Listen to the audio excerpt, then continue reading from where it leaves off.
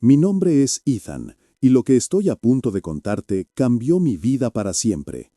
Creí que había encontrado la oportunidad de mi vida, 200 acres de tierra fértil en territorio de Nuevo México por una fracción de lo que valía. Firmé esos papeles sin hacer demasiadas preguntas, ansioso por empezar de nuevo después de perder todo en Kansas. Pero esa tierra no era lo que parecía, y lo que descubrí después casi me cuesta la vida. Si quieres saber cómo un simple vaquero terminó enfrentándose a una nación apache, a magnates del ferrocarril y a sus propios demonios, quédate hasta el final de esta historia, porque lo que vivía allá afuera, bajo ese sol implacable del desierto, me enseñó más sobre el honor, la justicia y el precio de la ambición que todos mis años anteriores juntos. Y si esta historia te está atrapando tanto como a mí me atrapó vivirla, suscríbete a este canal ahora mismo, porque necesito compartir esto con alguien que entienda que algunas historias deben ser contadas. Te prometo algo. Al final de este relato, te revelaré la decisión más difícil que he tomado en mi vida. Una decisión que enfrentó todo lo que creía saber sobre la propiedad, la justicia y lo que realmente significa pertenecer a una tierra. Pero para que entiendas esa decisión, necesito llevarte conmigo desde el principio. Era febrero de 1883 cuando llegué a Santa Fe con lo poco que me quedaba. Mi caballo, mi rifle, $300 en monedas de oro y una determinación férrea de reconstruir lo que las sequías de Kansas me habían arrebatado. Había escuchado que en Nuevo México la tierra era generosa, que el gobierno estaba vendiendo parcelas a precios irrisorios para poblar el territorio, y que un hombre trabajador podía labrarse un futuro si tenía el coraje suficiente. Yo tenía ese coraje, o al menos eso creía. Tenía 32 años, manos callosas de trabajar desde niño y esa clase de desesperación que te hace tomar decisiones rápidas sin pensar demasiado en las consecuencias. El agente de tierras se llamaba Cornelius Blackwell, un hombre de traje impecable y sonrisa fácil, que hablaba con ese acento del este que siempre me había parecido poco confiable. Su oficina olía a tabaco caro y a papel viejo, y las paredes estaban cubiertas de mapas que prometían fortunas a quien supiera leerlos correctamente. Me ofreció whisky, que rechacé, y luego extendió sobre su escritorio un mapa manchado de café donde había marcado con tinta roja varios terrenos disponibles. La mayoría estaban lejos, en zonas áridas que reconocí inmediatamente como territorio difícil. Pero había uno solo, que destacaba por su ubicación privilegiada. 200 acres junto al río Gila, con acceso a agua permanente, tierra cultivable y bosques de pinos en las elevaciones. El precio era absurdamente bajo, apenas $250. Debí haberme preguntado por qué. Debí haber insistido en conocer la historia de esa tierra, en averiguar por qué nadie más la había reclamado. Pero estaba cansado, hambriento de un nuevo comienzo, y Blackwell tenía esa manera de hablar que hacía que todo sonaba razonable. Me dijo que el precio era bajo porque el gobierno quería poblar rápidamente esa zona, que había habido algunos problemas con nativos en el pasado, pero que ahora todo estaba pacificado, que el ejército tenía puestos cercanos y que yo sería parte de una nueva ola de colonos que traerían prosperidad a la región. Firmé los papeles esa misma tarde, entregué mi dinero y salí de allí con una escritura que llevaba sellos oficiales y mi nombre escrito en tinta negra. Ethan Crowley, propietario legal de 200 acres en el condado de Grant. El viaje hasta mi nueva propiedad me tomó 4 días a caballo.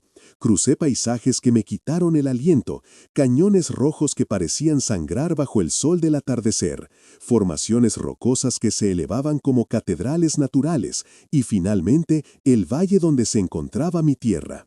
Cuando llegué, entendí por qué el precio había sido tan bajo, pero no de la manera que esperaba. No era porque la tierra fuera pobre o inhóspita, al contrario, era el lugar más hermoso que había visto en mi vida. El río Gila serpenteaba plateado entre álamos y sauces, los prados se extendían verdes y generosos, y en las colinas cercanas los pinos susurraban con una brisa que traía el aroma de la resina y la tierra mojada. Era demasiado perfecto, demasiado prístino, demasiado intocado. Y ese fue mi primer error, no entender que algunas tierras permanecen intocadas por una razón. Monté mi campamento cerca del río, donde una formación rocosa me ofrecía protección contra el viento. Los primeros días fueron duros pero satisfactorios. Corté madera para construir un refugio temporal, cavé un pozo cerca del río y empecé a planificar dónde levantaría mi casa y mis corrales.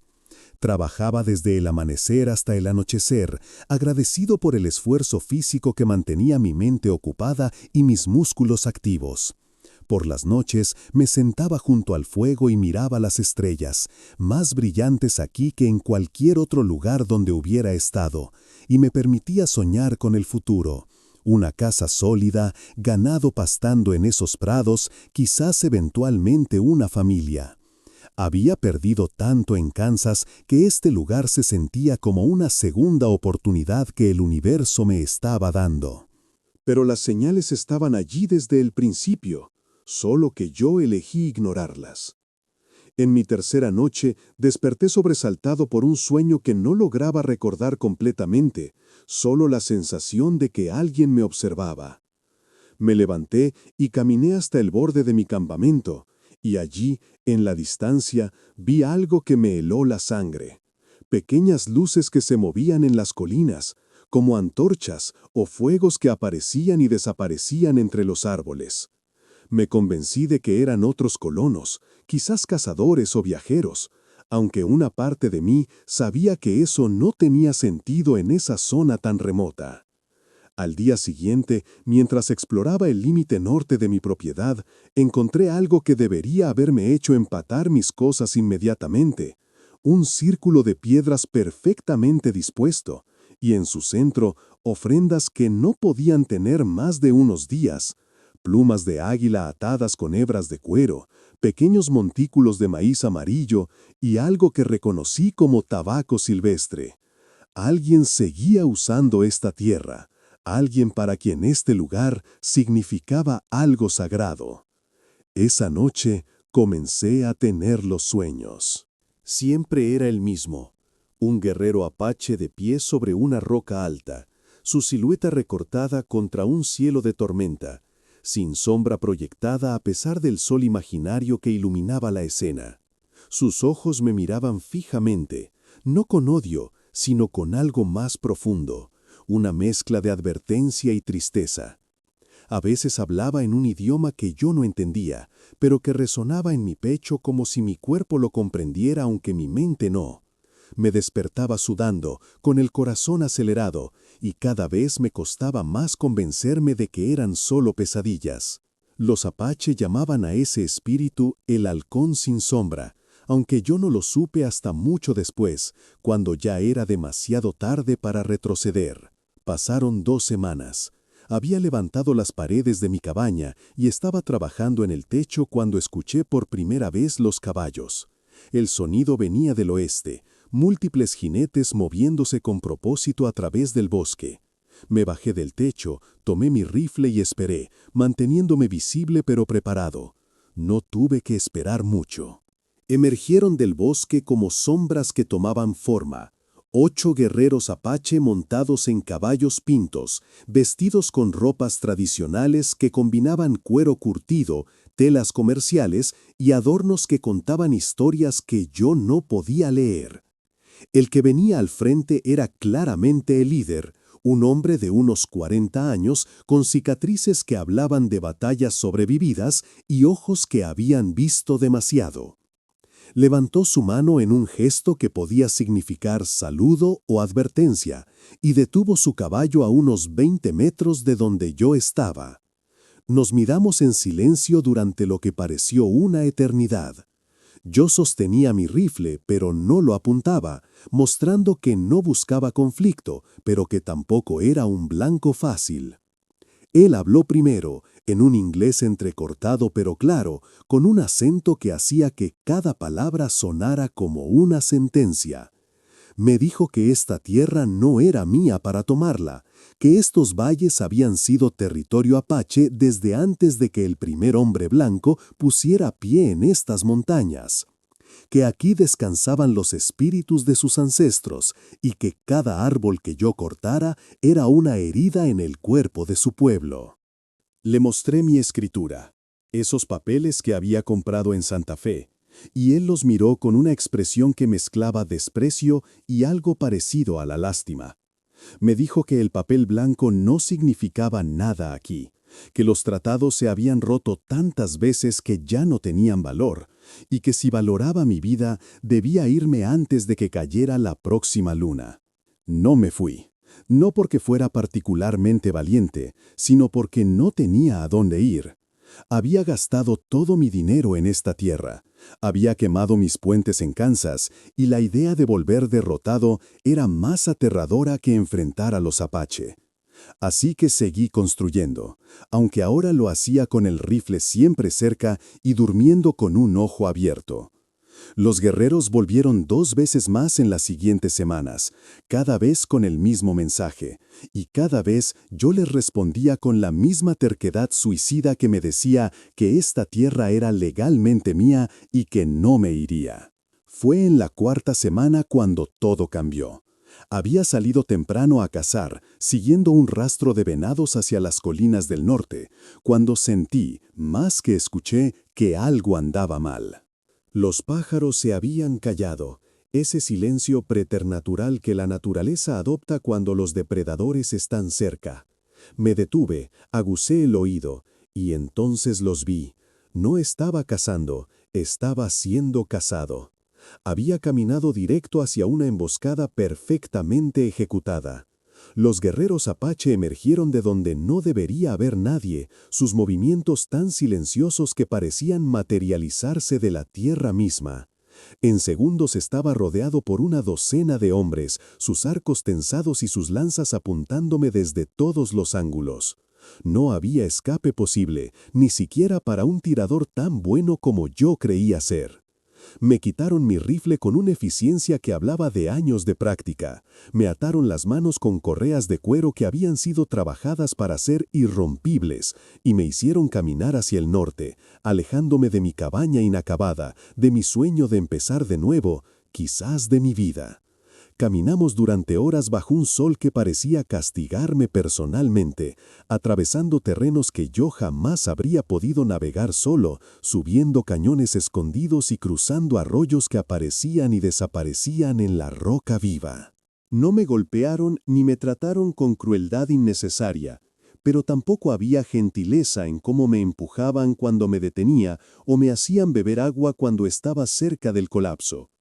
Era una marcha funcional hacia un destino que yo no conocía, pero que imaginaba con creciente terror. Si esta historia te está manteniendo al borde de tu asiento, déjame un comentario contándome qué harías tú en mi lugar. ¿Te habrías ido después de la primera advertencia o habrías defendido tu tierra como yo intenté hacerlo? Me encantaría saber tu opinión. Llegamos al campamento apache al anochecer. Estaba oculto en un valle estrecho rodeado de paredes de roca roja que lo hacían invisible desde cualquier distancia. Un lugar que el ejército estadounidense probablemente llevaba años buscando sin éxito. Había unas 30 estructuras, wickiups tradicionales hechos de ramas y pieles, dispuestos en un patrón que habla de organización y permanencia. Mujeres y niños se detuvieron a mirarme cuando nos aproximamos, sus expresiones mezcla de curiosidad y hostilidad contenida. Los hombres mayores fumaban en silencio, observándome con ojos que habían visto demasiadas traiciones como para confiar en ningún rostro blanco. Me llevaron al centro del campamento, donde un fuego grande iluminaba el rostro del hombre que claramente era el jefe, Naiche, hijo de Cochise, heredero de un linaje de líderes que habían desafiado imperios. Naiche no era lo que yo esperaba. Los periódicos del Este lo pintaban como un salvaje sanguinario, pero el hombre que tenía frente a mí irradiaba una dignidad que pocos hombres blancos que yo conocía poseían. Tenía unos 50 años, con el cabello completamente blanco, pero el cuerpo aún fuerte y capaz. Me miró durante un largo rato sin hablar, y yo sostuve su mirada porque sentí que mostrar debilidad sería una sentencia de muerte. Finalmente habló, no en inglés sino en apache, y otro hombre tradujo. Me preguntó si entendía por qué estaba allí, y yo respondí que sí, que había construido en su tierra, pero que yo también tenía documentos legales que me daban derecho. El traductor ni siquiera terminó de repetir mis palabras cuando varios guerreros escupieron al suelo en señal de desprecio. Naiche levantó la mano pidiendo silencio, y entonces me explicó algo que yo necesitaba escuchar. Me dijo que habían peleado contra México durante generaciones y luego contra Estados Unidos, y que cada vez les habían prometido paz y territorios a cambio de deponer las armas. Me dijo que habían firmado tratados en los que se les garantizaba el Valle del Gila como tierra apache para siempre, con sellos de Washington y firmas de generales. Me dijo que esos tratados habían durado hasta que los hombres blancos encontraron oro o plata o decidieron que necesitaban esas tierras para sus ranchos o sus ferrocarriles. Me dijo que su padre, el gran Cochise, había muerto creyendo que finalmente había logrado paz para su pueblo, solo para que sus hijos vieran cómo ese acuerdo se rompía antes de que su tumba se enfriara. Y ahora, me dijo, hombres como yo venían con papeles comprados en Santa Fe, papeles que reclamaban tierras que el gobierno estadounidense había prometido a los apaches apenas 5 años atrás. La revelación me golpeó como un puñetazo en el estómago. Blackwell no me había vendido tierra pública disponible para colonización. Me había vendido tierra que legalmente aún pertenecía a los Apache bajo tratados que probablemente todavía estaban vigentes. Y si esos tratados se habían roto, no había sido por decisión oficial, sino por la corrupción de agentes como él, que falsificaban documentos y vendían tierra que no les pertenecía a colonos desesperados como yo. Yo no era un pionero construyendo un futuro, era un peón en un esquema más grande que buscaba desplazar a los Apache mediante hechos consumados. Presentar al gobierno con suficientes colonos blancos en territorio apache que no tuvieran más opción que romper otro tratado y reubicar forzosamente a la tribu. Esa noche me encerraron en uno de los wickiups con guardias afuera que se rotaban cada pocas horas. No dormí, no podía. Mi mente daba vueltas procesando lo que había aprendido, enfrentando la incomodidad de darme cuenta de que yo, que me había considerado una víctima de las circunstancias, era en realidad parte de un sistema que estaba perpetrando una injusticia masiva. Había comprado tierra robada, había ignorado advertencias legítimas y ahora estaba pagando el precio de mi ignorancia voluntaria. Pero más que miedo por mi vida, lo que sentía era una vergüenza profunda que me quemaba desde adentro. A la mañana siguiente, me sacaron del wickiup y me llevaron a una reunión con los ancianos de la tribu. Además de Naiche, había 5 hombres mayores cuyas caras contaban historias de décadas de resistencia, y una mujer de unos 60 años cuya presencia irradiaba un poder que era diferente al de los guerreros, pero igualmente formidable. Ella se llamaba Teyana, y era la guardiana de las historias sagradas de la tribu, la que conocía cada palmo de este territorio y su significado espiritual. Habló durante lo que debieron ser 30 minutos, en un apache fluido que el traductor luchaba por mantener, explicándome que la tierra donde yo había construido no era solo territorio apache en términos políticos, era uno de sus lugares más sagrados. Me explicó que ese valle junto al río Gila era donde sus ancestros habían establecido el primer campamento cuando llegaron a estas montañas hacía siglos, que las formaciones rocosas que yo había admirado por su belleza eran marcadores que señalaban lugares de oración y visión, que el círculo de piedras que yo había encontrado era un sitio ceremonial donde los jóvenes apache iban a buscar sus nombres espirituales. Me dijo que en ese valle estaban enterrados guerreros, chamanes y líderes cuyas tumbas no estaban marcadas porque la tierra misma era su monumento.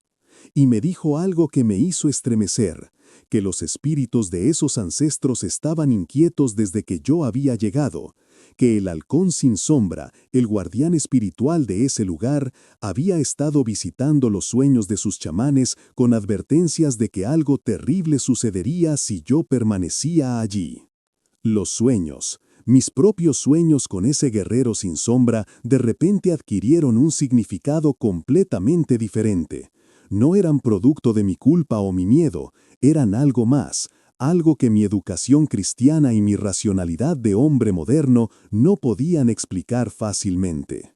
Le pregunté a Teyana, a través del traductor, si ella creía que esos espíritus realmente existían o si eran metáforas de la conexión de su pueblo con la tierra.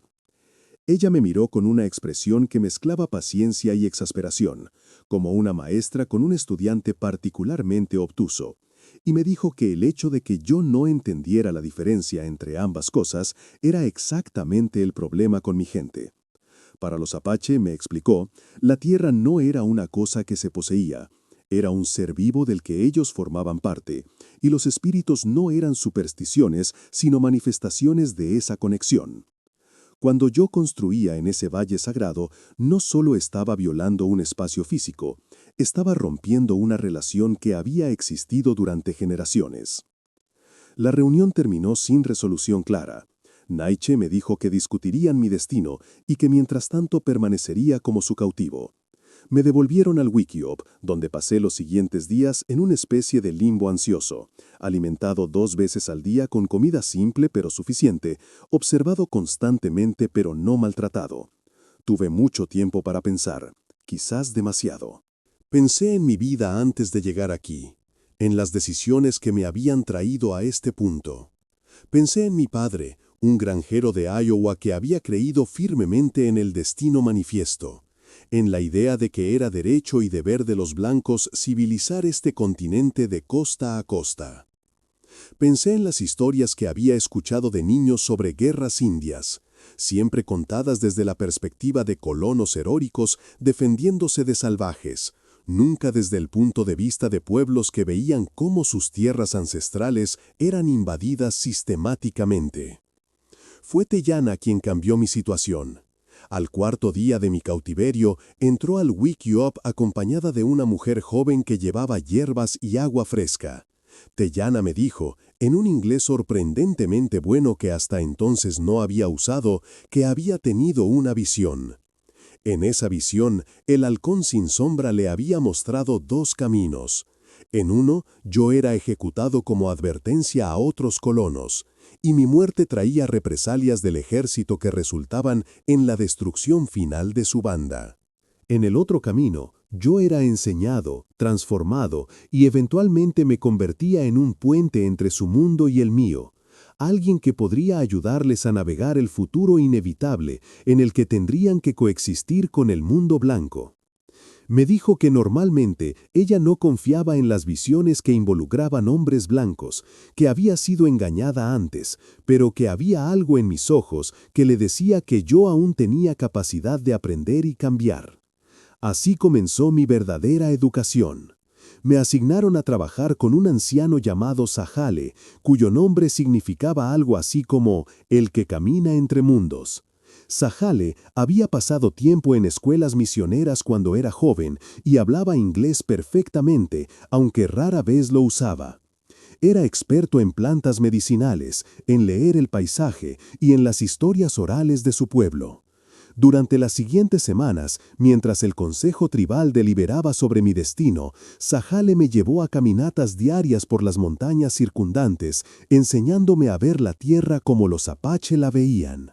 Me mostró cómo cada planta tenía su propósito y su estación, cómo las formaciones rocosas no eran solo piedra, sino registros de eventos antiguos que podían leerse si sabías cómo mirar. Me enseñó que los apache no cultivaban la tierra como los blancos porque creían que hacerlo era herirla innecesariamente, que en cambio habían desarrollado durante siglos un conocimiento profundo de dónde crecían naturalmente las plantas que necesitaban y cuándo cosecharlas sin dañar su capacidad de regenerarse. Me explicó que su forma de vida no era primitiva o atrasada como yo había asumido, sino increíblemente sofisticada, adaptada perfectamente a este entorno duro donde los colonos blancos luchaban y frecuentemente morían. Una tarde, mientras descansábamos en una saliente rocosa con vista al valle, Zahale me preguntó qué veía cuando miraba esa vista. Le describí el río, las formaciones rocosas, los bosques, como cualquiera lo haría. Él asintió y luego me dijo que le contara qué veía realmente.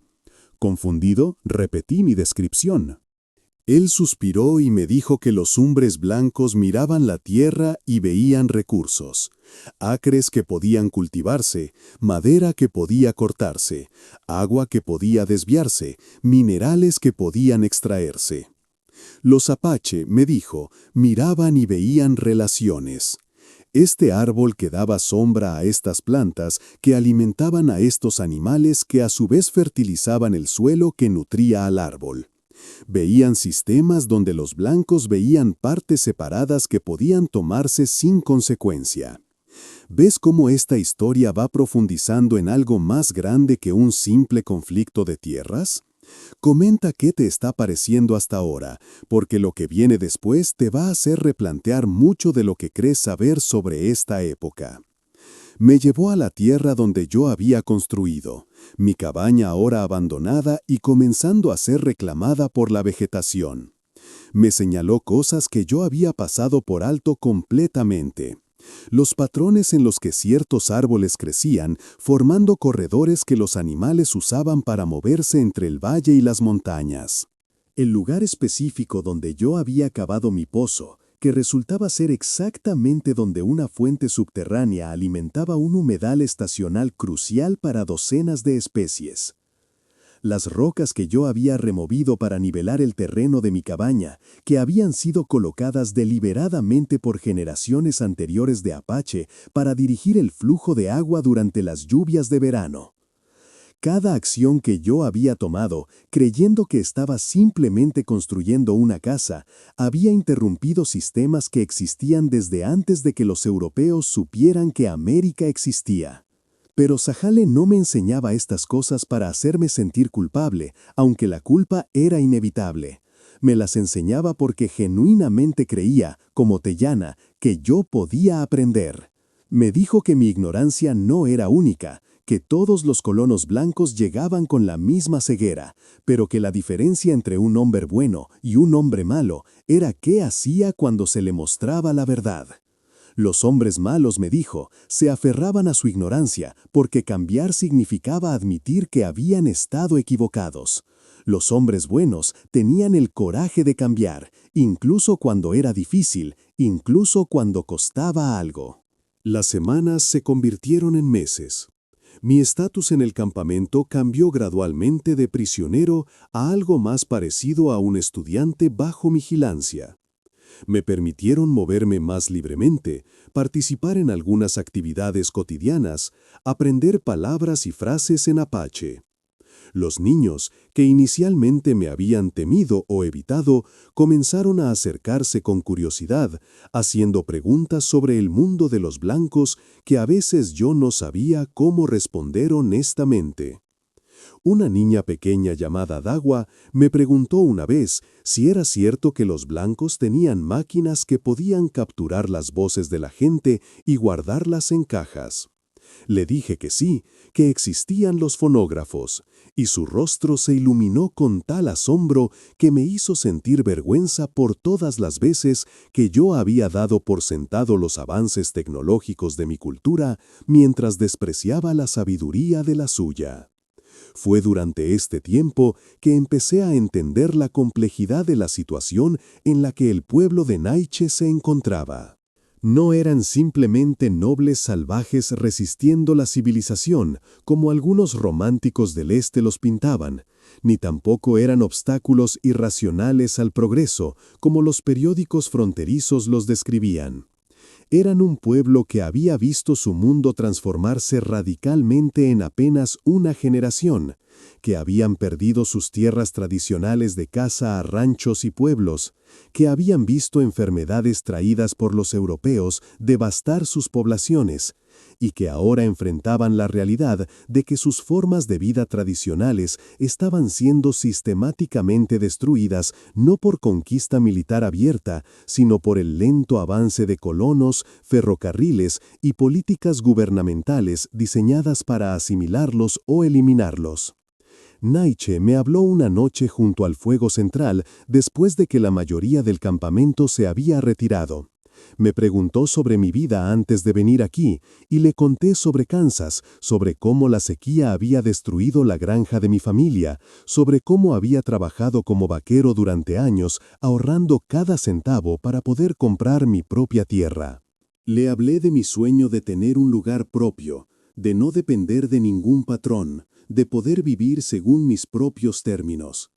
Él escuchó en silencio y luego me dijo que entendía ese sueño, que era el mismo sueño que su pueblo había tenido siempre: vivir en su propia tierra, seguir sus propias tradiciones, no estar a merced de poderes externos que no entendían ni respetaban su forma de vida. Me dijo algo que nunca olvidaré: que la tragedia de nuestra situación era que mi gente y la suya querían fundamentalmente lo mismo: libertad y autodeterminación, pero que el sistema que mi gente había creado hacía imposible que ambos lo tuvieran simultáneamente. Cada acre que un colono blanco reclamaba era un acre que los apache perdían, no solo para cultivar o cazar, sino como parte de su identidad espiritual y cultural. Me preguntó si yo pensaba que eso era justo, si yo creía que el hecho de que mi gobierno tuviera más armas y soldados le daba derecho moral de tomar lo que quisiera. No supe qué responder, porque la honesta verdad era que nunca me había planteado la pregunta en esos términos. Fue en mi tercer mes en el campamento que todo volvió a cambiar. Un guerrero joven llamado Chato llegó galopando una tarde con noticias urgentes.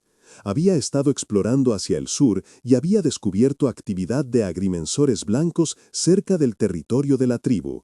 Hombres con equipos de medición escoltados por soldados, marcando terreno y clavando estacas. Pero no eran agrimensores del gobierno, eran empleados de una compañía de ferrocarriles, la Southern Pacific Railroad, y estaban trazando una ruta que pasaría directamente por el Valle del Gila, por la tierra sagrada donde yo había construido mi cabaña. La noticia cayó sobre el campamento como una bomba. El ferrocarril representaba algo diferente a colonos individuales como yo. Era industrialización masiva, transformación permanente del paisaje, el fin definitivo de cualquier esperanza de mantener su forma de vida tradicional. Naiche convocó un consejo de emergencia esa misma noche y por primera vez me permitieron estar presente. Los debates fueron intensos, apasionados y desgarradores de presenciar. Algunos guerreros jóvenes argumentaban por atacar a los agrimensores, por hacer que el costo de construir ese ferrocarril fuera tan alto en sangre que la compañía lo abandonara. Los ancianos advertían que eso solo traería represalias masivas del ejército, que ya estaba buscando excusas para reubicar forzosamente a todas las bandas apache restantes a reservaciones en Oklahoma o Arizona. Teyana propuso algo diferente. Dijo que debían ir a Santa Fe, hablar con los agentes federales, presentar sus tratados y demandar que se respetaran sus derechos territoriales o, continúa donde lo dejaste, legales. Algunos guerreros se rieron amargamente ante esa sugerencia, recordando todas las veces anteriores que habían confiado en promesas de funcionarios blancos solo para ser traicionados. Pero Teyana insistió, argumentando que si no lo intentaban, estarían justificando narrativamente la visión que los blancos tenían de ellos como salvajes irracionales, y que necesitaban usar todas las herramientas disponibles, incluyendo las legales del mundo blanco, si querían tener alguna oportunidad de sobrevivir como pueblo. Fue entonces cuando Naiche me miró directamente y me hizo una pregunta que cambiaría el curso de mi vida. Me preguntó si yo, que ahora había vivido entre ellos, que había aprendido a ver su tierra como ellos la veían, estaría dispuesto a ayudarles. Me preguntó si iría a Santa Fe con una delegación apache, si usaría mi cara blanca y mi dominio del inglés para ayudarles a navegar el sistema legal que los oprimía. Me preguntó si estaba dispuesto a traicionar a mi propia gente para defender lo que ahora sabía que era justo. La palabra traición resonó en mi mente durante toda esa noche sin dormir. ¿Sería traición ayudar a los apache o sería traición a mi propia conciencia no hacerlo? Había venido a este territorio creyendo en ciertas verdades, que la expansión occidental era inevitable y correcta, que los nativos debían adaptarse o apartarse, que el progreso justificaba cualquier costo. Pero esas verdades se habían desmoronado durante mis meses aquí, reemplazadas por algo más complejo y menos cómodo. Ahora veía que el progreso tenía un precio que otros pagaban, que la inevitabilidad era a menudo solo una excusa para la injusticia, y que la adaptación que se les pedía a los nativos era en realidad extinción cultural disfrazada de civilización. A la mañana siguiente le dije a Naiche que lo haría. Le dije que iría con ellos a Santa Fe, que haría todo lo que pudiera para ayudarles, no porque pensara que tendríamos éxito, sino porque no podía vivir conmigo mismo si no lo intentaba. Vi algo cambiar en su expresión, una rigidez que no había notado antes se suavizó ligeramente. No era confianza, no todavía, pero era una apertura, una disposición a creer que quizás yo podía ser diferente. Partimos una semana después, un grupo de 6, Naiche, Teyana, 2 guerreros llamados Victorio y Dacluye, un joven que servía como traductor llamado Taza, y yo. Llevábamos los documentos de tratados que la tribu había guardado cuidadosamente durante años, papeles amarillentos con sellos oficiales que prometían protección territorial a cambio de paz. También llevábamos mis propios documentos, la escritura que Blackwell me había vendido, porque yo había comenzado a sospechar algo que necesitaba verificar. El viaje a Santa Fe me tomó 3 días, cargado con una tensión constante. Los apaches se movían con la cautela de quienes sabían que cualquier encuentro con blancos podía terminar en violencia. Viajábamos de noche cuando era posible, evitando caminos principales, manteniéndonos en territorio que ellos conocían íntimamente. Yo cabalgaba entre ellos, consciente de que a ojos de cualquier colono o soldado que nos viera, yo parecería un cautivo o un traidor. Ambas percepciones eran parcialmente correctas.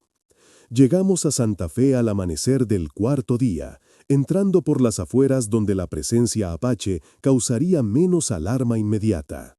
La ciudad había crecido desde mi última visita, con nuevos edificios que hablaban de la prosperidad que traía el comercio y el ferrocarril. Dejamos a los demás escondidos en las colinas cercanas, mientras Naiche, Teyana y yo entrábamos al pueblo. Nuestra primera parada fue la Oficina de Asuntos Indios, un edificio de adobe con una bandera americana desteñida que colgaba flácida en el aire matutino. El agente de Asuntos Indios era un hombre llamado Patterson, un burócrata de mediana edad con ojos cansados que sugería que había visto demasiado de las realidades incómodas de su trabajo. Cuando entramos a su oficina, su expresión pasó de sorpresa a cautela.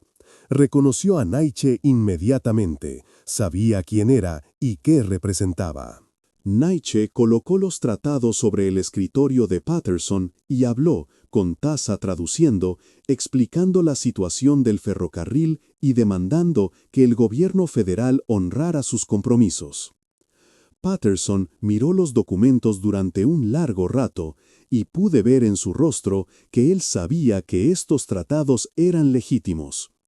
Pero luego hizo algo que me heló la sangre. Suspiró, los empujó de vuelta a través del escritorio y nos dijo que esos tratados habían sido supersedidos por realidades sobre el terreno. Esa fue su frase exacta, realidades sobre el terreno.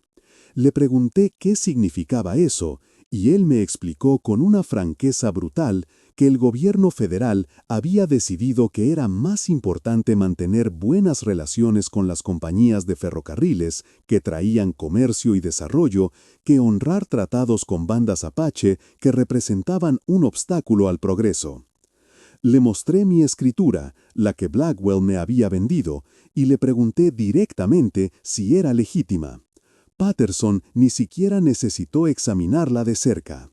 Me dijo que Blackwell había vendido cientos de escrituras similares en los últimos 2 años, todas para tierras que técnicamente aún estaban bajo protección de tratados Apache.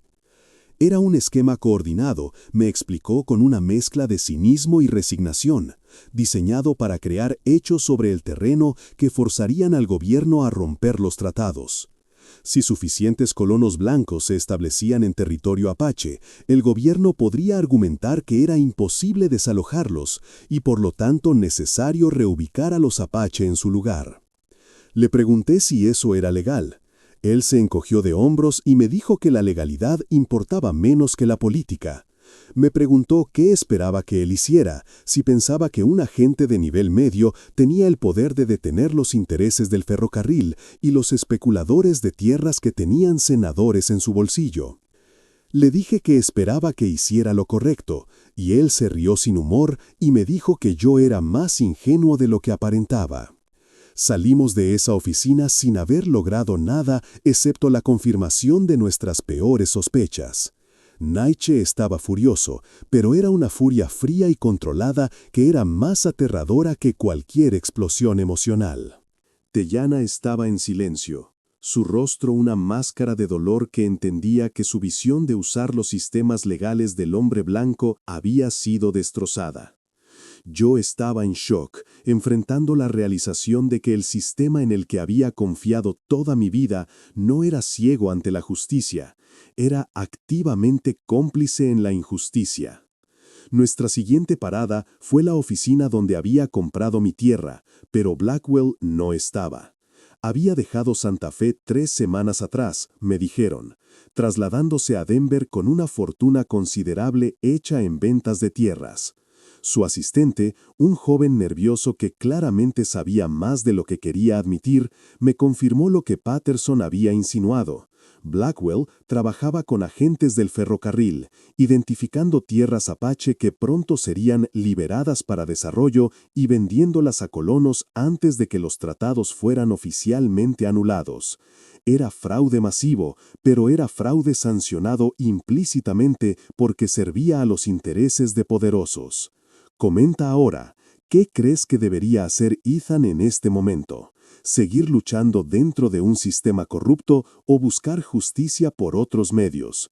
Tu perspectiva me interesa genuinamente. Pasamos 2 días más en Santa Fe, intentando encontrar algún aliado, algún abogado o funcionario que estuviera dispuesto a tomar el caso.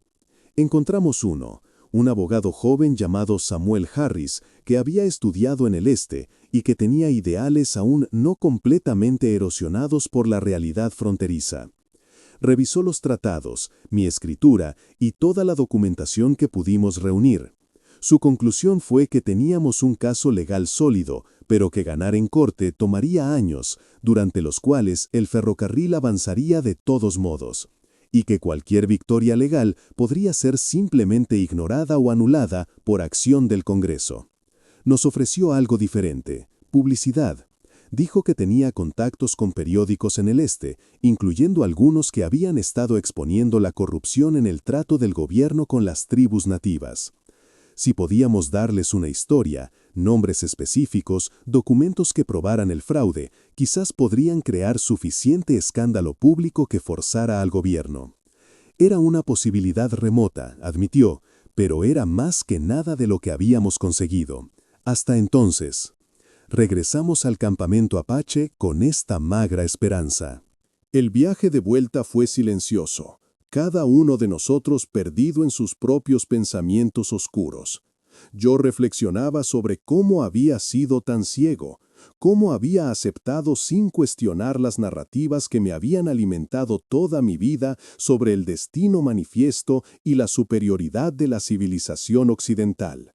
No era que esas narrativas no contuvieran verdades parciales, el desarrollo tecnológico y económico de Occidente era real, pero había usado esas verdades parciales para justificar injusticias masivas que ahora me miraban directamente a la cara. Cuando llegamos al campamento, encontramos que la situación había empeorado. Más exploradores habían reportado que los agrimensores del ferrocarril estaban avanzando rápidamente y que venían acompañados no solo de soldados, sino de trabajadores chinos y mexicanos listos para comenzar la construcción. El ferrocarril no estaba esperando aprobaciones finales, estaba creando sus propios hechos sobre el terreno, apostando a que para cuando alguien pudiera detenerlos legalmente, ya habrían invertido demasiado dinero como para que el gobierno les obligara a desmantelar lo construido. El Consejo Tribal se reunió nuevamente, y esta vez el ambiente era de desesperación apenas contenida. Los guerreros jóvenes ya no pedían permiso para atacar, estaban listos para hacerlo con o sin bendición de los ancianos. Naiche estaba atrapado entre su responsabilidad de proteger a su pueblo y su conocimiento de que cualquier acción violenta sería usada como justificación para su destrucción final. Era exactamente el tipo de situación imposible en la que los poderes coloniales habían colocado a pueblos indígenas durante siglos. Cualquier resistencia sería castigada, pero la no resistencia significaba extinción lenta. Fue Sajale quien propuso la idea que eventualmente seguimos. Sugirió que documentáramos todo, que recogiéramos evidencia física del fraude de Blackwell, testimonios de otros colonos que habían sido engañados, y que expusiéramos no solo la injusticia hacia los apaches, sino el esquema más amplio que estaba robando a colonos honestos como yo. Argumentó que si podíamos mostrar que esto no era solo un conflicto entre blancos y nativos, sino una conspiración que victimizaba a ambos grupos en beneficio de unos pocos ricos y poderosos, tendríamos una posibilidad de crear una coalición que realmente pudiera cambiar algo. Era un plan audaz y probablemente condenado al fracaso, pero era mejor que la alternativa de violencia suicida. Pasamos las siguientes semanas ejecutándolo. Yo viajé a asentamientos cercanos, hablando con otros endillos que habían comprado tierras de Blackwell, descubriendo que muchos estaban en situaciones similares a la mía, con escrituras de dudosa legalidad para tierras que estaban en disputa. Algunos me rechazaron con hostilidad cuando entendieron que yo estaba trabajando con los apaches, pero otros, especialmente aquellos que ya habían sido desalojados o amenazados por representantes del ferrocarril, estaban dispuestos a compartir sus historias. Recopilamos una colección devastadora de evidencia, documentos que mostraban que Blackwell había falsificado fechas en escrituras para que parecieran anteriores a los tratados apache. Testimonios de trabajadores del ferrocarril que habían sido ordenados a intimidar o remover a colonos que no querían vender sus tierras cuando el ferrocarril decidía que las necesitaba. Cartas entre ejecutivos del ferrocarril y políticos locales que mostraban cómo habían coordinado el timing de ventas de tierras con planes de expansión del ferrocarril. Era corrupción en una escala que me dejaba mareado. Y yo había sido solo una pequeña pieza en su gran tablero. Samuel Harris tomó toda esta evidencia y la envió a sus contactos en el este. Nos advirtió que tomaría tiempo, que los periódicos tendrían que verificar la información, que habría presión política para suprimir la historia. Pero también dijo que había suficiente aquí que si incluso la mitad se publicaba, causaría un escándalo genuino. Nos dijo que esperáramos, que no hiciéramos nada precipitado mientras esta bomba de relojería periodística estaba configurándose. Pero el tiempo no era un lujo que teníamos. El ferrocarril llegó al Valle del Gila en julio de 1883, apenas 5 meses después de que yo había llegado a esta tierra tan diferente de lo que esperaba. Llegaron con maquinaria pesada, docenas de trabajadores y una compañía de soldados de caballería para mantener el orden. Establecieron un campamento a menos de 2 millas de donde yo había construido mi cabaña, y comenzaron inmediatamente a dinamitar formaciones rocosas y talar bosques para limpiar el camino de las vías. El sonido de las explosiones resonaba por el valle como truenos artificiales, y cada una se sentía como una puñalada en el corazón de la tierra misma. Observé desde las colinas con Sajale mientras veían destruir en días lo que había tomado siglos formar. Las formaciones rocosas sagradas, los árboles antiguos, el curso natural del río que estaban desviando para acomodar el terraplén del ferrocarril, todo estaba siendo borrado con la eficiencia brutal de la industrialización moderna. Los apache observaban también, desde posiciones ocultas alrededor del valle. Podía sentir la tensión construyéndose, una presión que eventualmente tendría que liberarse. Naiche estaba haciendo todo lo posible por mantener a sus guerreros bajo control, pero su autoridad estaba siendo cuestionada abiertamente. Un guerrero particularmente vocal llamado Jerónimo, primo de Naiche, argumentaba que la paciencia había sido un error, que cada día que esperaban era otro día que los blancos se fortalecían y ellos se debilitaban. Y entonces sucedió lo inevitable. Un grupo de trabajadores del ferrocarril, mexicanos que habían sido traídos específicamente porque trabajarían por salarios que los blancos rechazarían, encontraron uno de los sitios ceremoniales apache mientras exploraban para marcar la siguiente sección de vía. No sabían lo que era. Para ellos era solo un círculo de piedras viejas que estorbaban su trabajo. Las removieron, las usaron como base para una de sus estructuras temporales. Para los apache observando desde las colinas fue una profanación insoportable. 3 guerreros jóvenes, actuando sin autorización de Naiche, atacaron el campamento esa noche. No buscaban matar, buscaban sabotear, destruir equipos y herramientas, hacer que continuar fuera tan costoso que el ferrocarril reconsiderara su ruta. Pero las cosas salieron mal. Un vigilante los vio y dio la alarma. Hubo disparos. Cuando el polvo se asentó, 2 trabajadores mexicanos estaban muertos, 3 soldados heridos, y uno de los guerreros apache había sido capturado. La noticia explotó como pólvora. El ferrocarril usó el ataque como justificación para demandar protección militar masiva. El ejército, que había estado buscando una excusa para lidiar definitivamente con la banda de Naiche, vio su oportunidad. En 3 días, 2 compañías adicionales de caballería llegaron a la zona, con órdenes de capturar o matar a cualquier apache que encontraran y de escoltar a toda la banda hacia una reservación en Arizona.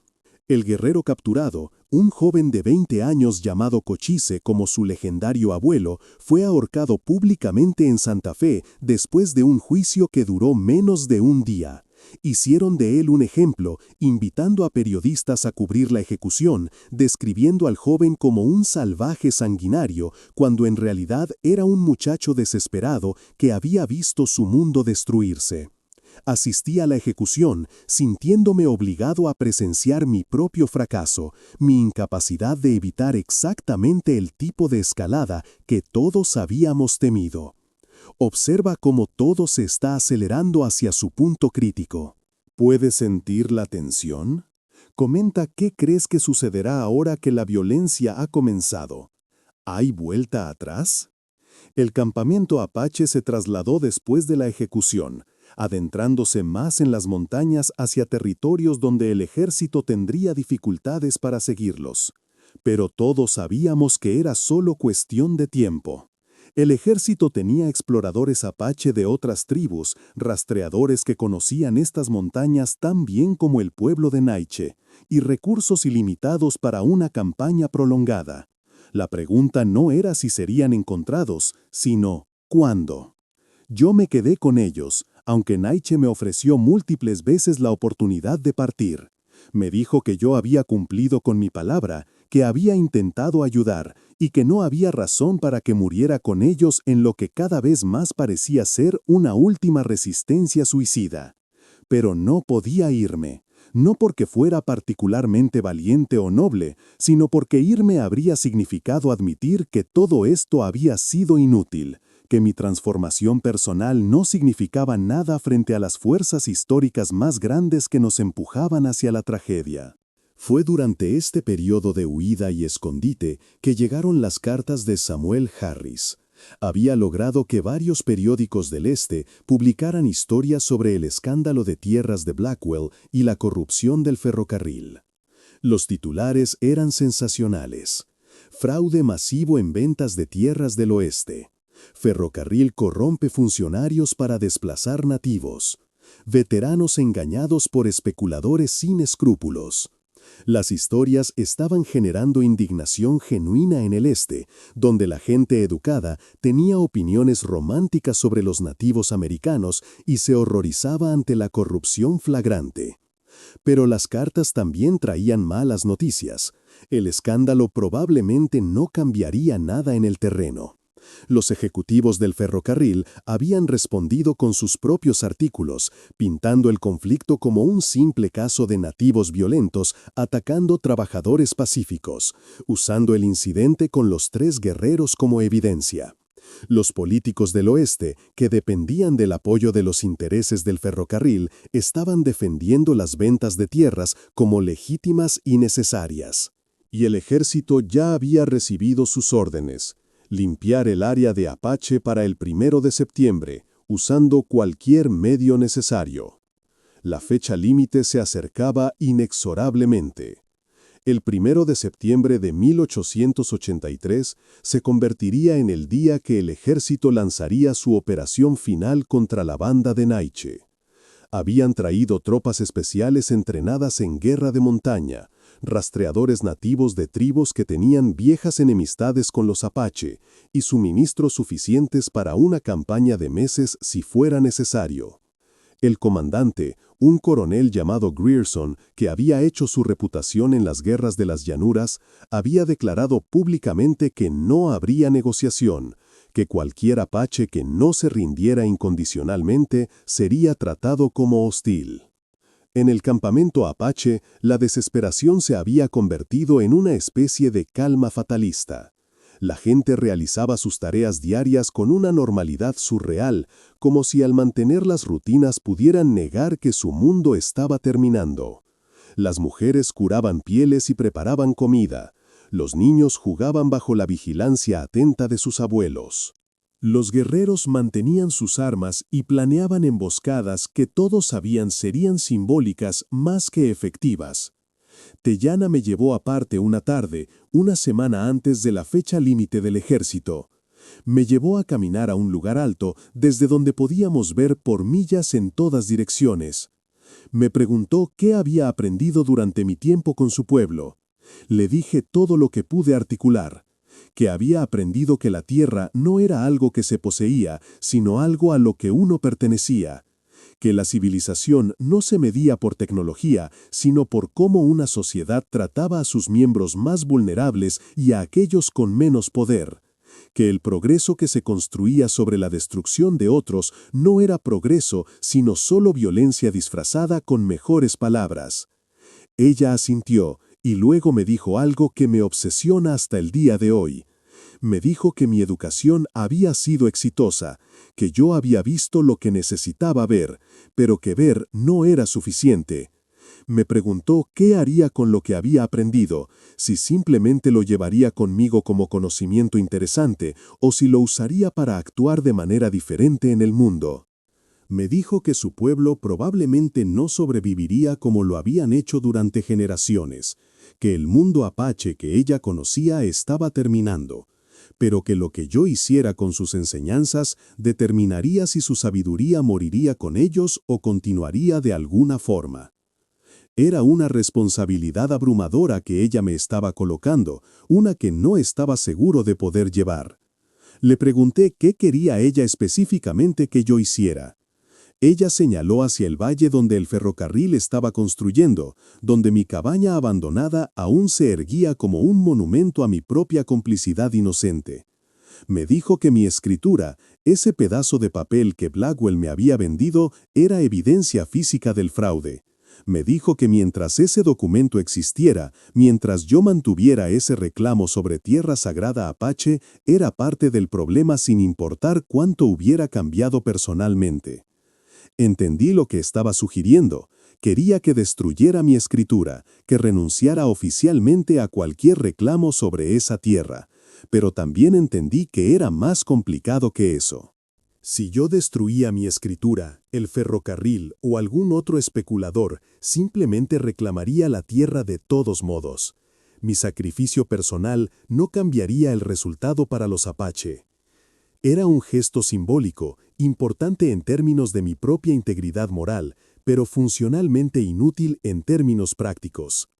Le expliqué esta realidad a Teyana, esperando que estuviera enojada con mi pragmatismo, pero en cambio, ella sonrió tristemente y me dijo que yo todavía estaba pensando como un hombre blanco, midiendo las acciones solo por sus resultados prácticos inmediatos.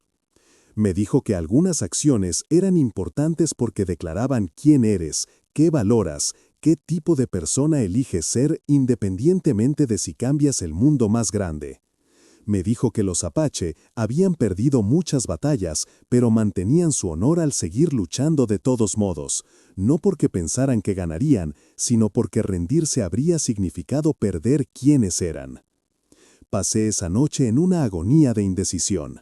Mi escritura representaba todo lo que había trabajado para lograr. Era mi boleto a la prosperidad y la seguridad que había buscado toda mi vida adulta.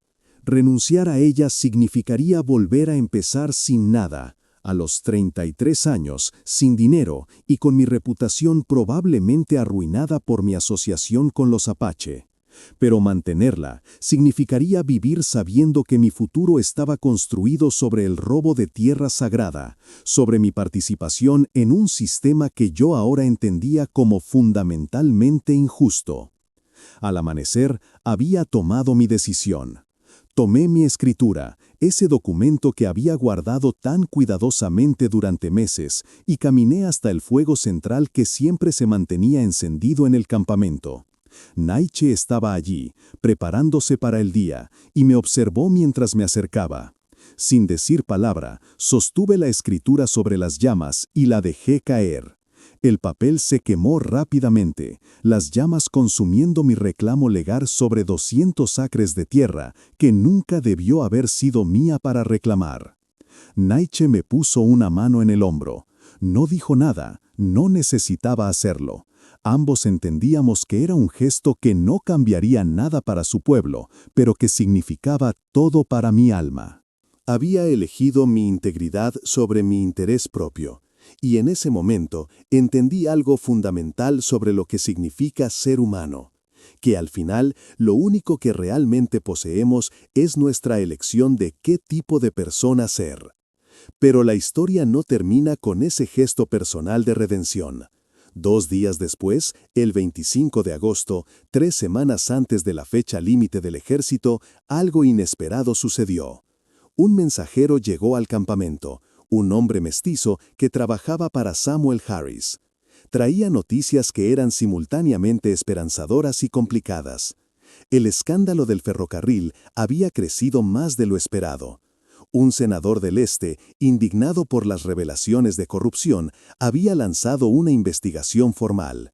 Más importante, varios inversores mayores en el ferrocarril se habían asustado por la publicidad negativa y estaban presionando a la compañía para que reconsiderara la ruta a través del Valle del Gila.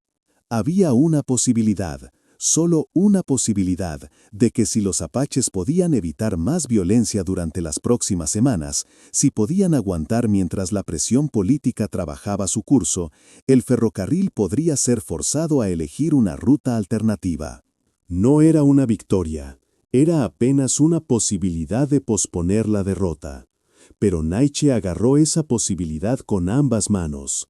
Ordenó a todos los guerreros que evitaran cualquier contacto con soldados o trabajadores del ferrocarril, que se enfocaran únicamente en mantener al pueblo oculto y alimentado. Estamos llegando al momento de la gran revelación que prometí al inicio. Mantente conmigo, porque lo que sucedió en los siguientes días fue lo más extraordinario que he presenciado en mi vida. El ejército lanzó su operación de limpieza el 1 de septiembre, como había prometido. 2 compañías de caballería, más de 150 soldados, comenzaron a peinar las montañas buscando el campamento de Naiche. Tenían rastreadores expertos, mapas detallados y suministros para una campaña extendida. Lo que no tenían era comprensión del terreno como los apache lo tenían. Durante 2 semanas, el pueblo de Naiche los eludió completamente, moviéndose por senderos que el ejército no sabía que existían, usando el conocimiento generacional del paisaje para permanecer siempre un paso adelante. Pero era solo cuestión de tiempo. Los suministros se estaban agotando. Los ancianos y los niños estaban exhaustos por el movimiento constante. Y lo más crítico, el ferrocarril no estaba esperando.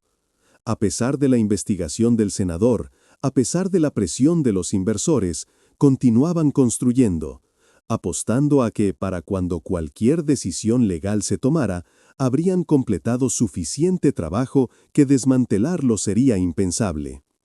Fue el 15 de septiembre cuando todo llegó a su punto de quiebre. El ejército había rastreado al pueblo de Naiche hasta un cañón estrecho donde no había escapatoria fácil. El coronel Grierson estableció posiciones en ambos extremos del cañón y envió un mensaje de rendición. Los apache tenían hasta el amanecer para entregar sus armas y aceptar reubicación a la reservación, o el ejército atacaría con fuerza total. Esa noche, mientras el campamento se preparaba para lo que parecía ser la batalla final, Naiche convocó un último consejo. La discusión fue brutalmente honesta. Algunos guerreros argumentaban por pelear, por llevar a tantos soldados con ellos como pudieran antes del final. Otros argumentaban por rendirse, por al menos preservar las vidas de las mujeres y niños, incluso si significaba el fin de su forma de vida.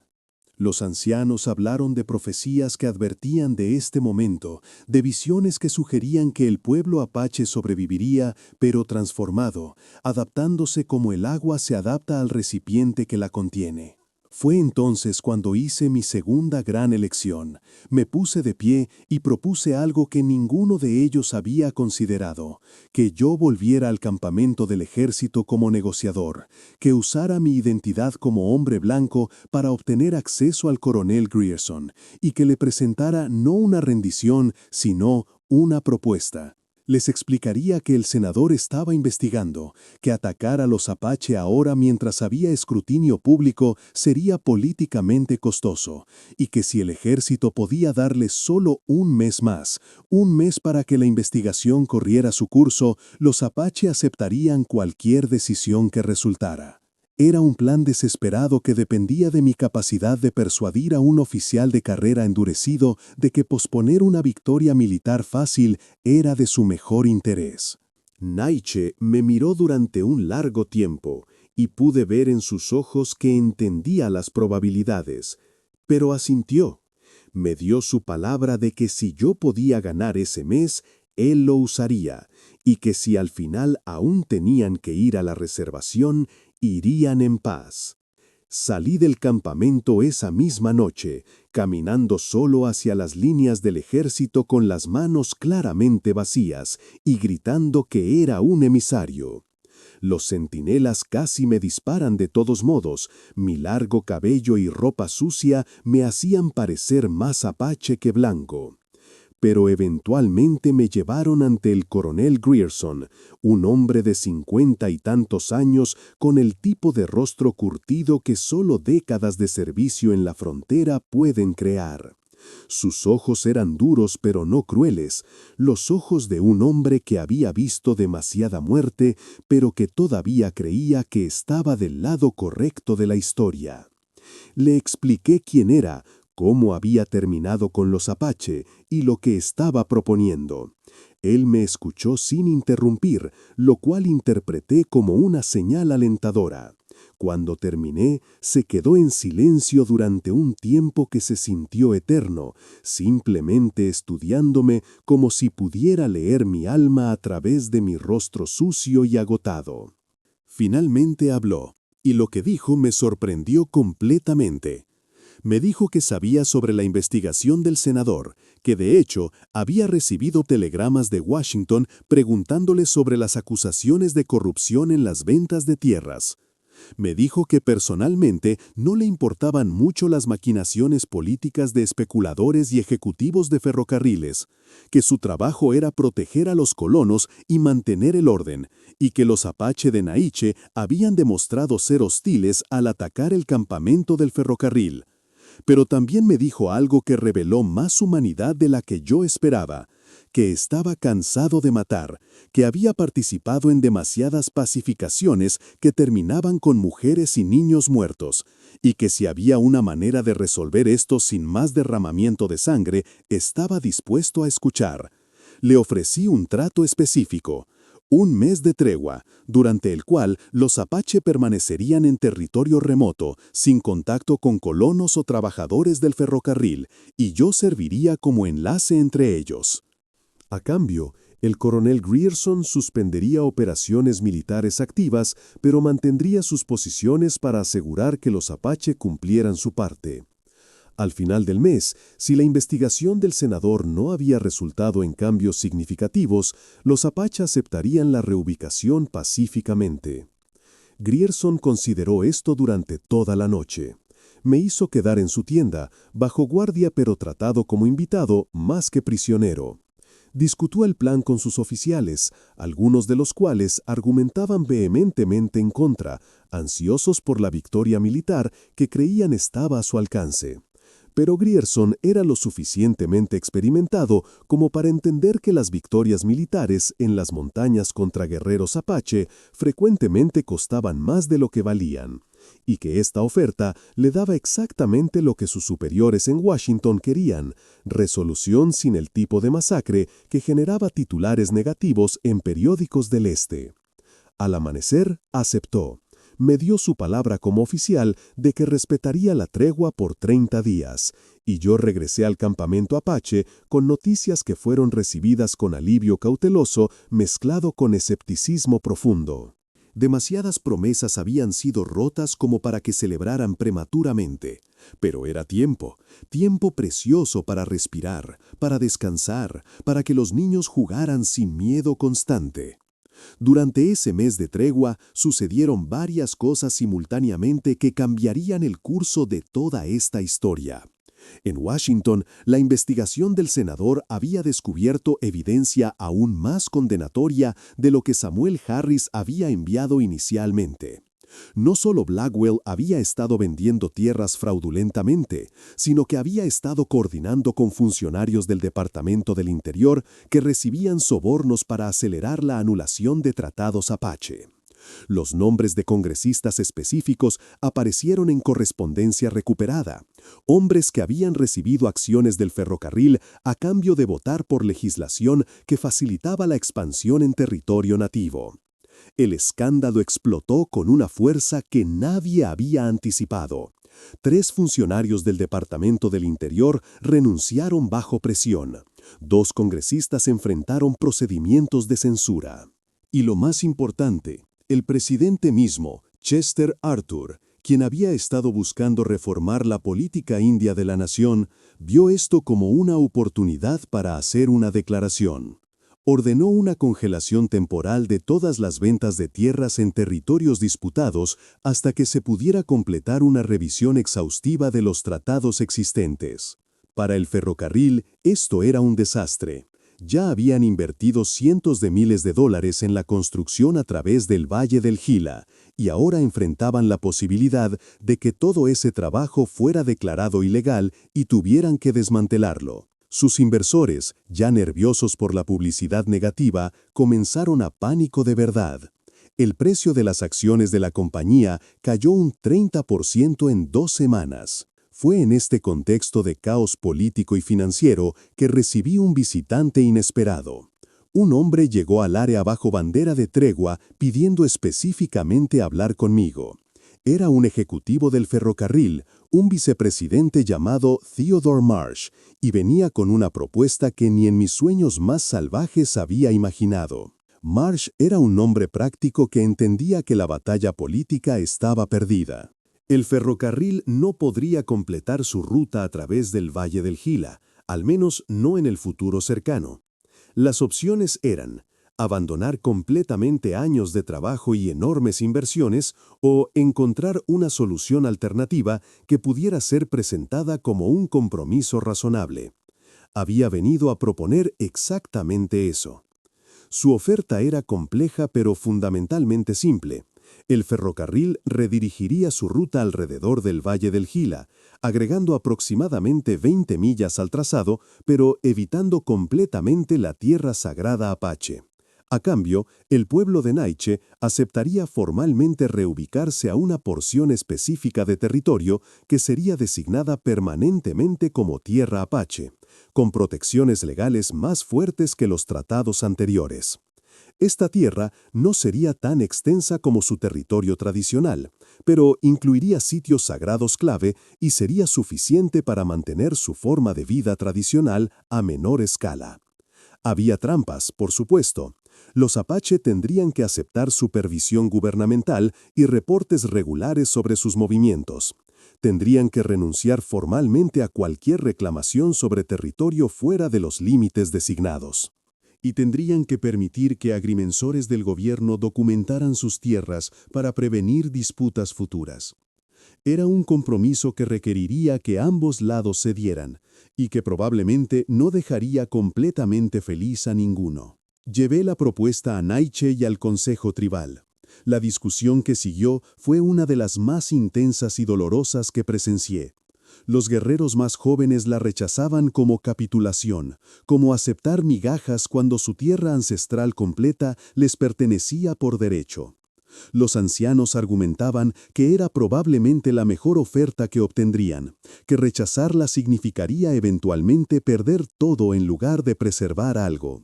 Teyana habló extensamente sobre profecías de adaptación, sobre cómo el agua encuentra su camino incluso cuando el cauce del río cambia. Naiche estaba desgarrado de maneras que podía ver claramente en su rostro. Era el líder de su pueblo, heredero de Cochise, y esta decisión definiría su legado.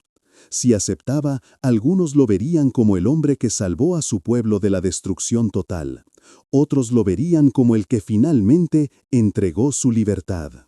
Si rechazaba, podría morir como un guerrero libre, pero su pueblo probablemente sería aniquilado o dispersado a reservaciones distantes donde morirían lentamente de enfermedades, alcoholismo y desesperación.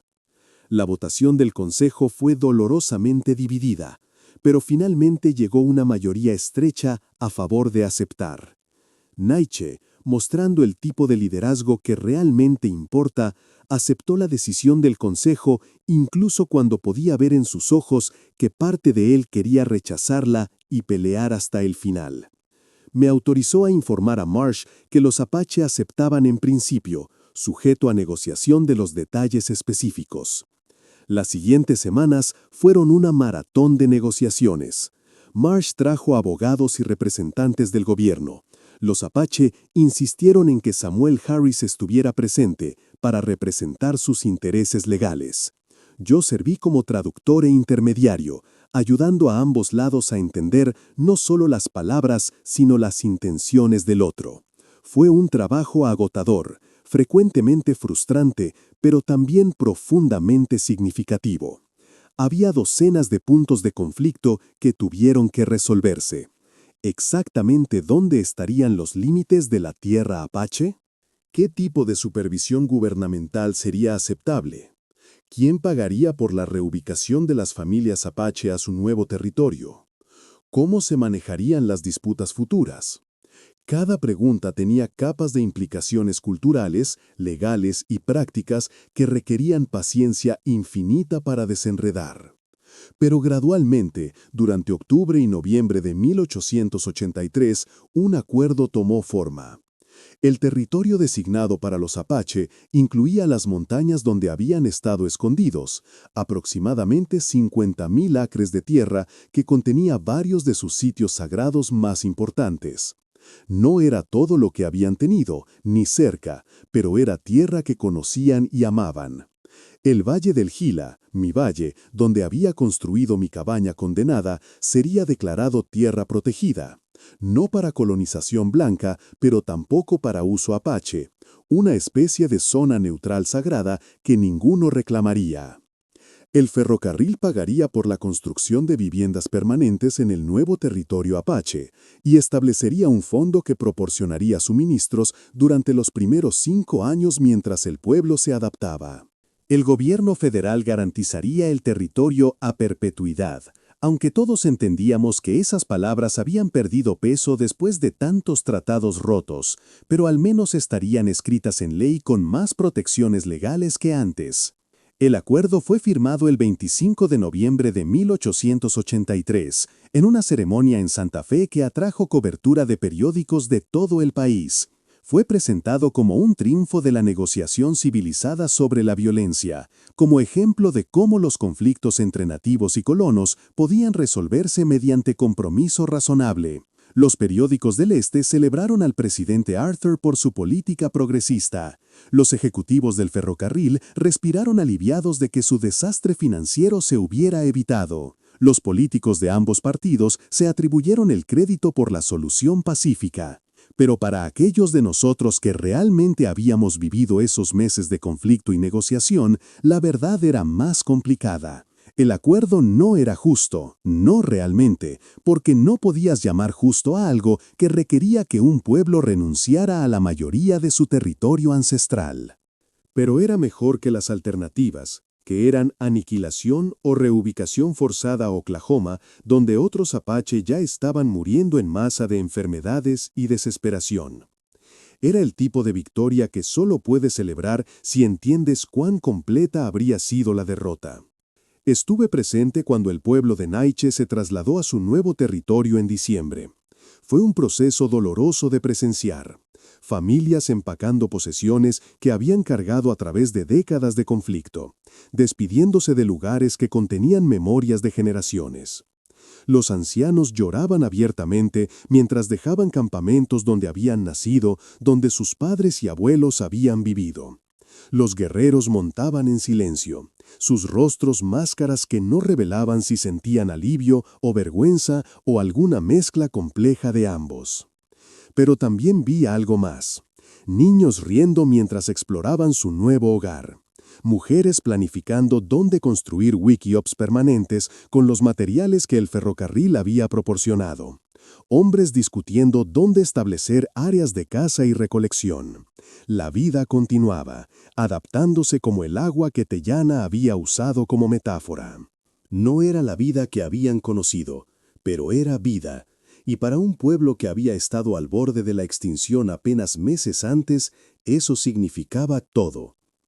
Teyana me llamó aparte en nuestro último día juntos antes de que yo partiera hacia mi propio futuro incierto. Me llevó a una colina con vista al nuevo territorio y señaló donde podía ver familias estableciéndose, humo de fogatas elevándose en el aire frío de diciembre, el sonido de voces llevadas por el viento. Me preguntó si pensaba que habíamos ganado o perdido.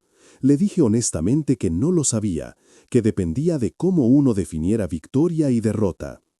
Ella asintió y me dijo que esa era la respuesta correcta, que cualquiera que estuviera completamente seguro de si esto era triunfo o tragedia, no había entendido realmente lo que había sucedido.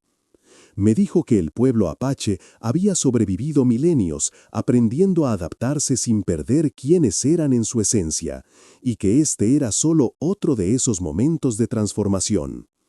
Su cultura continuaría, sus historias serían contadas, sus valores pasados a nuevas generaciones, incluso si la forma externa de su vida cambiaba dramáticamente. Y entonces me reveló algo que cambió cómo entendía todo lo que había pasado. Me dijo que ella había sabido desde el principio, desde la primera vez que me vio atado y traído al campamento, que yo tenía un papel que jugar en su supervivencia. Me dijo que el halcón sin sombra, ese espíritu guardián que había poblado mis sueños, había estado guiándome todo el tiempo, usándome como instrumento para ayudar a crear el resultado que acabábamos de lograr. Me dijo que los espíritus trabajan a través de personas dispuestas a cambiar, y que mi disposición a cuestionar todo lo que creía saber me había hecho útil para propósitos más grandes que mi comprensión individual. No sé si creo literalmente en lo que Teyana me dijo sobre espíritus y destino. Mi educación cristiana y mi racionalidad occidental se resisten a aceptar esas cosmologías, pero tampoco puedo negar que algo más grande que simple coincidencia parecía haber estado operando. Las probabilidades de que todas las piezas cayeran en lugar exactamente cuando lo hicieron, de que el escándalo explotara justo cuando necesitábamos presión política, de que Marsh viniera con su propuesta justo cuando el mes de tregua estaba terminando, parecían astronómicamente bajas. Quizás había diseño divino en todo esto, o quizás solo había caos del cual emergió accidentalmente algo parecido a justicia. La verdad probablemente estaba en algún punto intermedio que mi mente no podía completamente captar. Me despedí del pueblo de Naiche en los últimos días de diciembre de 1883. Naiche me abrazó como a un hermano, algo que nunca habría imaginado en esos primeros días cuando me habían capturado y traído a su campamento. Me dijo que siempre sería bienvenido en su tierra, que había ganado un lugar entre su pueblo a través de mis acciones. Sájale me dio un amuleto que había hecho, diciendo que me protegería en mis viajes. Los niños me abrazaron las piernas y me di cuenta con un sobresalto de que varios de ellos habían estado aprendiendo inglés de mí durante esos meses, preparándose para un futuro donde tendrían que navegar ambos mundos. Pero fue mi despedida con Teyana la que más me marcó. Me tomó ambas manos y me miró directamente a los ojos con esa intensidad que tenía, como si pudiera ver directamente a través de todas mis defensas hasta el centro de quién yo era. Me dijo que mi verdadero trabajo estaba apenas comenzando, que lo que había aprendido aquí tenía que ser compartido con mi propio pueblo, que había demasiados hombres blancos como el yo que había sido cuando llegué, ignorantes pero no necesariamente malvados, y que necesitaban ser educados sobre las consecuencias de sus acciones. Me hizo prometer que contaría esta historia, no como un cuento romántico de salvajes nobles y héroes blancos, sino como la realidad complicada y a menudo incómoda que realmente era. Me hizo prometer que no suavizaría mi propia complicidad inicial, que no me pintaría como más ilustrado de lo que había sido. Y me hizo prometer que continuaría cuestionando, que aplicaría el mismo escrutinio crítico a todas las narrativas de mi propia cultura que había aprendido a aplicar durante mi tiempo con los Apache. Dejé el territorio Apache con $50 que Samuel Harris me había dado de su propio bolsillo, mi caballo, mi rifle y ningún plan claro más allá de sobrevivir. Tenía 33 años, ninguna propiedad, ninguna profesión clara y una reputación que estaba complicada en el mejor de los casos. Para muchos blancos fronterizos, yo era un traidor que había ayudado a salvajes. Para algunos idealistas del Este, yo era un héroe romántico. La verdad, como siempre, era más complicada que cualquiera de esas narrativas simplistas. Pasé los siguientes meses vagando, trabajando en empleos temporales, pensando intensamente sobre qué hacer con mi vida. Consideré ir más al oeste, a California, donde nadie conocería mi historia. Consideré volver al este, quizás encontrar trabajo con uno de los periódicos reformistas que habían cubierto el escándalo del ferrocarril. Consideré muchas opciones, pero eventualmente me di cuenta de que lo que realmente necesitaba hacer era exactamente lo que Teyana me había pedido: contar esta historia. Comencé a escribir todo lo que había experimentado, cada detalle que podía recordar desde el momento en que firmé esos papeles fraudulentos en la oficina de Blackwell hasta mi despedida del pueblo de Naiche. El proceso de escritura fue catártico, pero también doloroso, porque me obligó a confrontar aspectos de mí mismo que habría preferido ignorar. Tuve que escribir sobre mi propia ignorancia, mi disposición a participar en un sistema injusto porque me beneficiaba personalmente, mi lenta y frecuentemente resistente transformación en alguien que podía ver más allá de las narrativas simples de mi cultura. Y ahora, finalmente, aquí estamos. Si has permanecido conmigo durante toda esta historia, si has escuchado hasta este punto, entonces has sido parte de mantener mi promesa ateyana.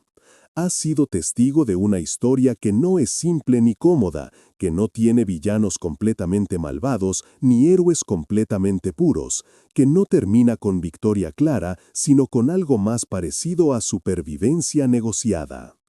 Pero falta una pieza más, la revelación final que prometí al principio de este relato. Porque la historia no terminó realmente en diciembre de 1883, cuando dejé el territorio apache. Hay un epílogo que necesitas conocer para entender el significado completo de todo lo que sucedió. En marzo de 1884, 3 meses después de dejar a los apache, recibí una carta de Samuel Harris. Me escribía para informarme que el acuerdo que habíamos negociado estaba siendo violado. El ferrocarril, que había cumplido inicialmente con redirigir su ruta, ahora estaba presionando al gobierno para reabrir la cuestión del Valle del Gila. Argumentaban que su ruta alternativa era demasiado costosa, que habían cumplido técnicamente con el acuerdo al redirigir inicialmente y que ahora deberían permitírseles volver al plan original, ya que habían mostrado buena fe. La noticia me golpeó como un puñetazo en el estómago. Había sido ingenuo al pensar que los acuerdos firmados significarían algo permanente, que las lecciones aprendidas durante el escándalo durarían más allá del ciclo de noticias inmediato. Los mismos patrones de corrupción y despojo que habíamos combatido estaban simplemente esperando que la atención pública se moviera a otros temas antes de reanudarse. Viajé inmediatamente de regreso a Santa Fe, reuniéndome con Harris y con algunos de los periodistas que habían cubierto la historia original. Planeamos una nueva campaña de presión pública, exponiendo cómo el ferrocarril estaba intentando deshacer lo que había sido celebrado como un ejemplo brillante de resolución pacífica de conflictos. Enviamos cartas al senador que había liderado la investigación original, a periódicos en el este, a grupos reformistas que se preocupaban por los derechos nativos. Y funcionó, parcialmente. La renovada atención evitó que el ferrocarril simplemente tomara lo que quería sin consecuencias. Pero el patrón quedó claro. Esto no sería una batalla que se ganaría una vez y luego terminaría. Sería una lucha continua, requiriendo vigilancia constante, activismo repetido, defensa incesante contra intereses que tenían más dinero, más poder político y más paciencia que nosotros. Esa realización me llevó a la decisión más importante de mi vida. No podía simplemente contar esta historia una vez y luego seguir adelante. Necesitaba dedicar mi vida a esta causa, a ser una de las voces que constantemente recordaba a mi sociedad sobre las promesas que hacía y rompía rutinariamente, sobre las personas reales que sufrían detrás de las políticas abstractas, sobre el costo moral de construir nuestra prosperidad sobre la destrucción de otros. Me convertí en lo que hoy llamarían un activista, aunque en ese entonces no teníamos un nombre claro para ello. Viajé extensamente, dando charlas sobre mis experiencias, escribiendo artículos para cualquier publicación que los aceptara, trabajando con abogados que tomaban casos de derechos nativos. Era trabajo mal pagado, frecuentemente frustrante, y me ganó tantos enemigos como admiradores. Pero era trabajo que importaba, que se sentía alineado con quien yo me había convertido después de esos meses transformadores con el pueblo de Naiche. Visité el territorio apache regularmente durante los años siguientes. Vi al pueblo adaptarse y sobrevivir de maneras que tanto me inspiraban como me entristecían. Perdieron mucho de sus prácticas tradicionales, especialmente las generaciones más jóvenes que crecieron en este nuevo mundo limitado. pero también mantuvieron cosas esenciales, sus historias, sus valores fundamentales de comunidad y conexión con la tierra, su identidad como apache. No era el futuro que habrían elegido, pero era un futuro, y eso era más de lo que muchas otras bandas apache habían logrado. Naiche murió en 1897, a la edad de 63 años, en el territorio que habíamos ayudado a asegurar para su pueblo. No murió en batalla como su padre Cochise, sino en su cama, rodeado de hijos y nietos. Algunos podrían ver eso como menos noble, pero yo creo que hay tanto coraje en elegir sobrevivir y adaptarse, como en elegir luchar y morir. El liderazgo de Naiche aseguró que su pueblo continuara, y ese legado vale tanto como cualquier victoria militar. Teyana vivió hasta 1906, casi hasta los 80 años. Mantuve correspondencia con ella durante todos esos años, enviando cartas que un misionero que había aprendido apache leía para ella y luego escribía sus respuestas. Sus cartas eran llenas de historias sobre cómo el pueblo estaba cambiando, pero también manteniéndose fiel a sí mismo de maneras que importaban. Me recordaba constantemente mi promesa de contar su historia, de asegurar que la sabiduría de su pueblo no muriera incluso cuando su forma de vida tradicional se transformaba irreversiblemente. Isahale, mi maestro en ver la tierra como los apache la veían, murió en 1902. Antes de morir, me envió un mensaje a través de su nieto. Me recordó nuestra conversación en esa saliente rocosa cuando me había preguntado qué veía al mirar el valle. Me dijo que había pasado su vida enseñando a los jóvenes apache a ver como él veía, y que confiaba en que yo estaba haciendo lo mismo con los blancos que estaban dispuestos a aprender. Me dijo que los dos mundos eventualmente tendrían que encontrar una manera de ver juntos, de combinar el conocimiento tecnológico de Occidente con la sabiduría ecológica de pueblos indígenas, si la humanidad iba a sobrevivir a largo plazo. Ahora tengo 68 años, son 1919, y el mundo ha cambiado de maneras que apenas puedo comprender.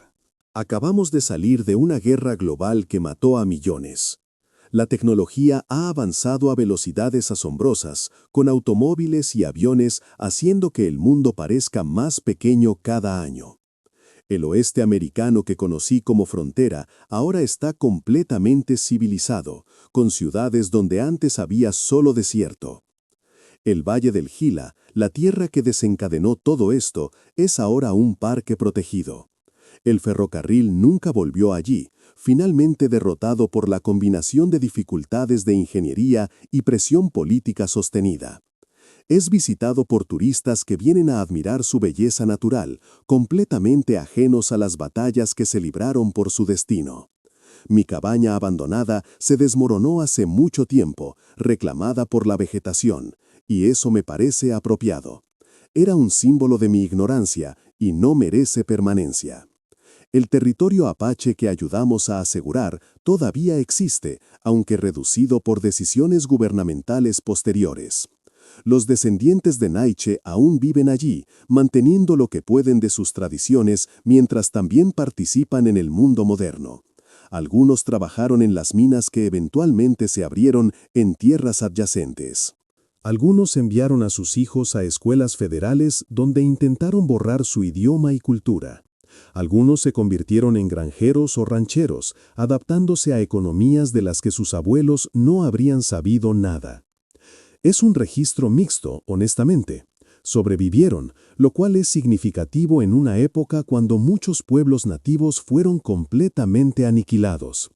Pero sobrevivieron pagando precios enormes en autonomía, cultura y vida como la habían conocido. No hay manera de embellecer esa realidad o pintarla como un final completamente feliz. ¿Y yo? ¿Qué me pasó? Nunca volví a poseer tierra. La idea de reclamar acres de tierra como propiedad personal perdió su atractivo después de aprender a verla como los apache la veían, como algo a lo que uno pertenece más que algo que uno posee. Nunca me casé, aunque hubo algunas mujeres que consideraron tomar ese riesgo con un hombre de mi reputación complicada.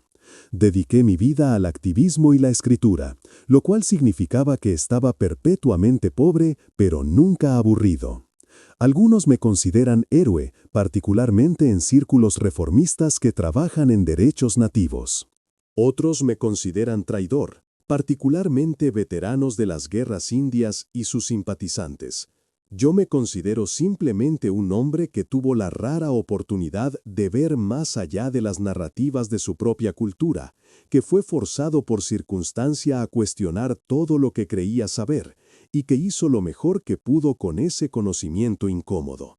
Si hay una lección en esta larga historia que he compartido contigo, es esta: que la mayoría de las injusticias no son cometidas por personas conscientemente malvadas, sino por personas buenas que están atrapadas en sistemas que no cuestionan, que aceptan narrativas que justifican su propio privilegio, que eligen la comodidad de la ignorancia sobre la incomodidad del conocimiento moral. Yo era una de esas personas cuando llegué al Valle del Gila con mi escritura fraudulenta y mis sueños inocentes de empezar de nuevo. La transformación es posible, pero requiere disposición a sentirse incómodo, a admitir que estabas equivocado, a cambiar el curso incluso cuando cuesta algo. Requiere escuchar a aquellos cuyas perspectivas has sido entrenado para ignorar o descartar.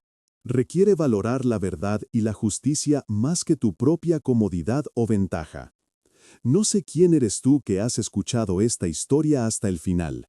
No sé en qué tipo de mundo vives o qué injusticias existen en tu tiempo, pero sospecho que, como en mi época, existen sistemas que benefician a algunas personas a expensas de otras, narrativas que justifican esos arreglos injustos y personas buenas que participan sin cuestionar porque es más fácil seguir la corriente que nadar contra ella.